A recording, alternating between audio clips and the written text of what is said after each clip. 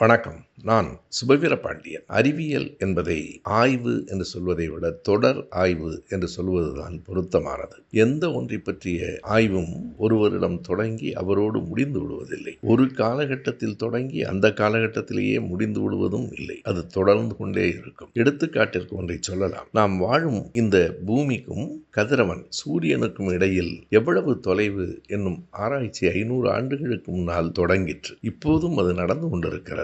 அன்றைக்கு ஜெர்மனியை சார்ந்த Johannes Kepler என்கிற ஒரு விஞ்ஞானி அந்த ஆய்வை தொடங்கினார். ஆனால் அதை முடிப்பதற்கு முன்பே 1630 ஆண்டு அவர் இறந்து போய்விட்டார். அதற்கு பிறகு வந்த இத்தாலி மற்றும் பிரான்ஸ் நாடுகளின் குடியுரிமை பெற்ற ஜிடி கசினி என்னும் விஞ்ஞானி ஒன்றை கண்டறிந்து சொன்னார். அது 1672 ஆண்டு. பூமிக்கும் சூரியனுக்கும் இடைப்பட்ட தூரம் 86 மில்லியன் என்று சொன்னார். 86 மில்லியன் மைல்கள் அல்ல, அது இப்போது இன்னும் கூடுதல் 93 மில்லியன் மைல்கள் என்று இப்போது கண்டறியப்பட்டிருக்கிறது.